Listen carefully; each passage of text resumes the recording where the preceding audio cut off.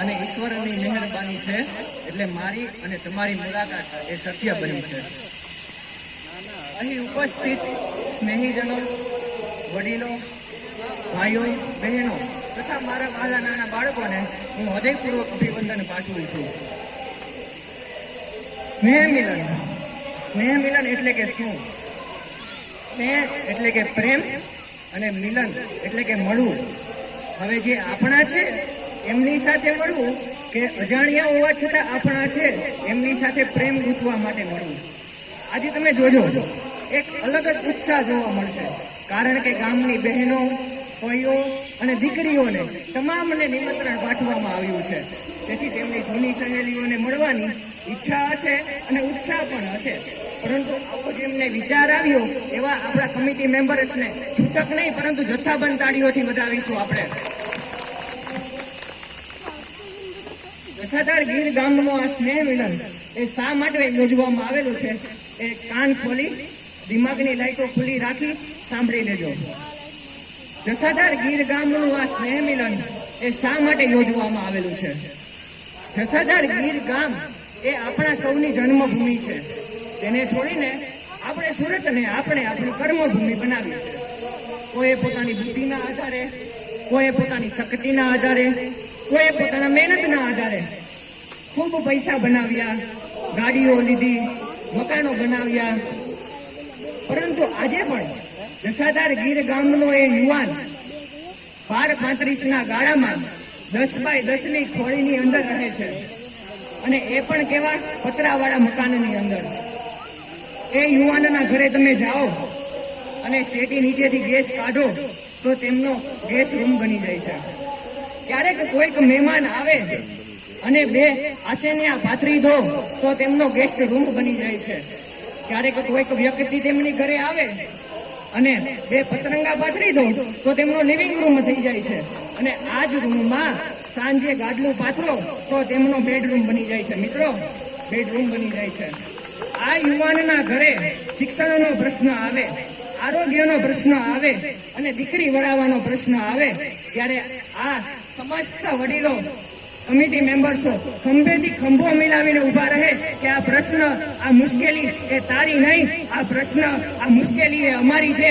એટલા માટે આ સ્નેહ મિલનનું આયોજન કરેલું છે. મિત્રો, ખાલી ખાઈ પીને છૂટા થવા માટે નથી કરેલું.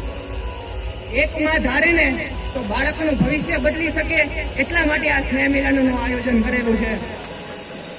જસાધાર ગીર ગામ એ આપણા સૌની એક જૂની યાદો છે. ધૂળથી ભરેલા રસ્તાઓની એક મીઠી મહેક છે, જ્યાં વસે છે માટીઓના ઘરમાં મારા અને તમારા અમૂલ્ય સંબંધો. આજે ગામના આ પાવન પ્રસંગે ઉપસ્થિત થયા છીએ ત્યારે ગામના વર્ણન કરેલા એક કવિએ મને યાદ આવે છે કે ગામડું કેવું હોય. સાંભળજો મિત્રો કે ગામડું કેવું હોય. ધૂળ દેખાને પાણા હોય, ભીતે ભીતે છાણા હોય, ટાણા એવા ગાણા હોય, મળવા જેવા માણા હોય, ઉકરડા ને ઓટા હોય, બળદિયાના જોટા હોય, પડકારા હા કોટા હોય, પણ માણા મનના મોટા હોય. માથે દેશી નડિયા હોય, દીકા એકના ફળિયા હોય, તોય બધા હૈયા ભળિયા હોય, કાયમ મોજે દરિયા હોય. ગાય ગોબર ને ગારો હોય, આંગણીએ તુલસીનો ક્યારો હોય, ગાય ગોબર ને ગારો હોય, આંગણીએ તુલસીનો ક્યારો હોય, ધર્મના કાંઠે ધારો હોય, પણ સૌનો વ્યવહાર સારો હોય, પણ સૌનો વ્યવહાર સારો હોય. પાંબરડા ભણકારા હોય, ડણકુ ને ડચકારા હોય, ખોકારા ખમકારા હોય, પણ મિત્રો એ ગામડા શહેર કરતા સારા હોય, ગામડા એ શહેર કરતા સારા હોય. એક હું તમને પ્રસંગ કહું. એક માજીને રાત્રે સ્વપ્ન આવે છે કે એમના પેટમાં સાપ ઘૂસી જાય છે. હવે સવારે માજી જાગે છે તો તેમને યાદ આવે છે કે મને રાતે આવેલું એક સ્વપ્ન જ હશે કે હકીકતમાં મારા પેટની અંદર સાપ ઘૂસી ગયો હશે. થોડી વાર તેમના મનમાં મનોમંથન ચાલે છે. પછી થોડી વાર રહીને એમના પેટમાં હલનચલન થવા લાગે છે, એટલે તેમની શંકામાં વધારો થાય છે. આ વાત માજી પોતાના દીકરાને કહે છે કે મને આવું બન્યું છે. એટલે દીકરો હસીને કહે છે, મમ્મી આવું પણ કઈ હોતું હશે. પરંતુ માની ફરિયાદો બંધ લેવાનું નામ જ નથી લેતી. અંતે દીકરો માજીને ડોક્ટર પાસે લઈ જાય છે.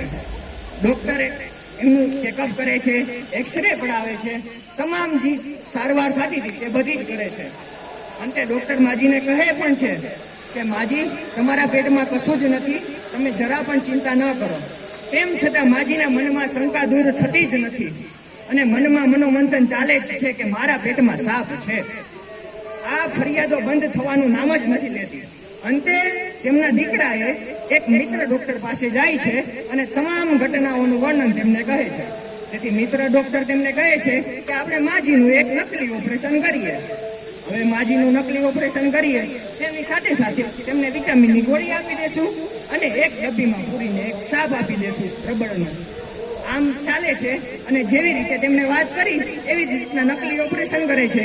માજી ભાનમાં આવે છે ત્યારે તેમને એક ડબ્બીમાં પૂરેલો સાપ દેખાય છે અને વિટામિન્સની ગોળીઓ આપી દે છે.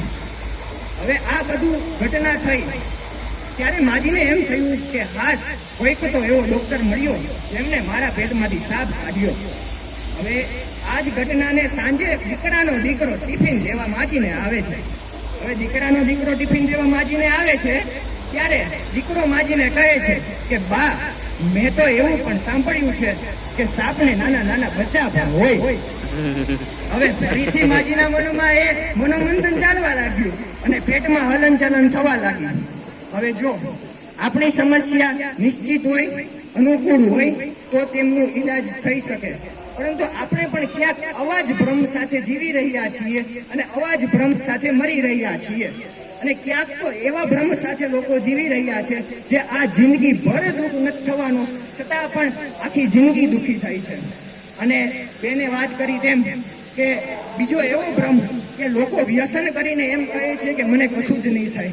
અરે ભાઈ, જેદી થશે તેદી તારાથી કઈ નહીં થાય અને તમને અને તમારા પરિવારને બરબાદ કરીને રાખી દેશે.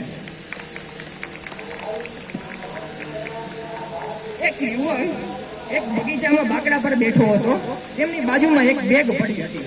હવે તેમની પાસે એક મુલ્લા નઝરુદ્દીન નામનો યુવક આવે છે અને તેમને કહે છે કે આપ નવા લાગો છો, ક્યારે જોયા નથી અહીં. ત્યારે એ યુવાન કહે છે કે હા, હું દૂર શહેરમાંથી આવ્યો છું. મારી પાસે ખૂબ પૈસા છે, બંગલા છે, ગાડીઓ છે અને એક પહેરમાન પરિવાર છે, છતાં પણ હું જિંદગીથી સંતોષ નથી. એટલે કે રજા પાડીને મજા મળે એવું શોધવા માટે આવ્યો છું. એટલે કે હું સુખની શોધ માટે આવ્યો છું. આ સાંભળી મુલ્લા નઝરુદ્દીન નામનો યુવક તેમની પાસે પડેલી બેગને લઈને દોડવા લાગે છે. દૂર છેક સુધી દોડે છે. દોડતા દોડતા એક બાકડા પર જઈને બેસે છે. હવે તેમની પાછળ પેલો યુવાન પણ દોડતો દોડતો આવે છે. હવે તેમની પાસે આવીને તેમની હાથમાંથી બેગ આંચકી લે છે.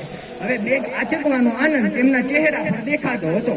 એટલે મુલ્લા નઝરુદ્દીન નામના યુવકે તેમને કહ્યું કે બેગ, આપ સુખની શોધ માટે આવ્યા છો તો બેગ મળી એ માટેની સુખની અનુભૂતિ થઈ કે નહીં? આમાંના કેટલાક લોકો પણ મહદ અંશે પેલા યુવક જેવા જ છે, જે પોતાની પાસે છે તેની સુખની અનુભૂતિ કરતા જ નથી. જે સુખ ઘરની અંદર રહીને છે તે આપણે બહાર શોધવા માટે નીકળીએ છીએ.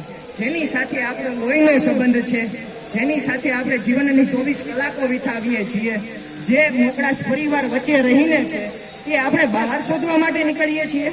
અરે ભાગ્યશાળી હશે એ લોકો જે પોતાના પરિવારથી સ્નેહ સેતુથી જોડાયેલા છે. મિત્રો, તમને એવું નથી લાગતું કે આવનારી પેઢીઓને કુટુંબ અને મોસાળનો લાભ જ નહીં મળે? અરે મામેરું વધાવવું હશે ને તો મામાને પણ ઓનલાઈન બોલાવવા પડશે અને માસી તો ભાગ્યે જ મળશે. મામા, ભાઈ અને કાકાનો સંબંધ તો સાવ મુક્ત જ થઈ જશે.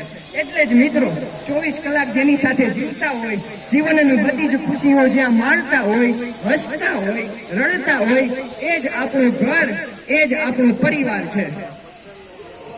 એટલે જ કદાચ ભારત દેશમાં પરિવારને પૈસા કરતા પણ સવિશેષ પદ અને પ્રતિષ્ઠા આપવામાં આવી છે. હવે જો આપણે પરિવારનું તાજેતરનું ઉદાહરણ લેવું હોય ને તો ભગવાન શ્રી રામનું જ લઈ લો.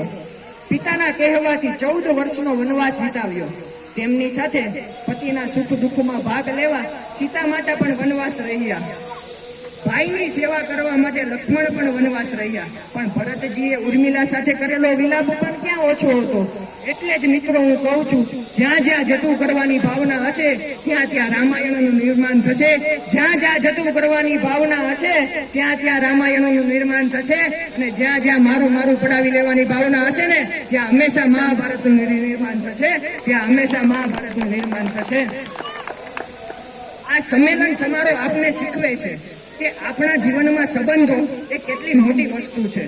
જીવનમાં કામ ધંધા, વ્યવસાય, તડકો, છાંયો એ તો આવે અને જાય, પરંતુ સાચો સાથ, સાચો પ્રેમ એ આપણને જિંદગીભર યાદ રહે છે. મિત્રો, ચાલો આજે આપણે એક નક્કી કરીએ કે આજે જેવી રીતે ભેગા થયા છીએ એવી જ રીતે આગલા વર્ષ ભેગા થઈશું ને? આગલા વર્ષ ભેગા થઈશું, બધાના પ્રેમમાં સહભાગી બનીશું અને એકબીજાના પ્રેમમાં આગળ સતત ને સતત અથાગ પરિશ્રમ કરતા રહીશું. અંતે આવા સુંદર સ્નેહ મિલનના આયોજનકારો, મિત્ર મંડળો તથા અહીં ઉપસ્થિત સર્વે જણનો હું દિલથી આભાર માનું છું. બસ આટલું કહી મારી વાણીને હું વિરામ આપું છું.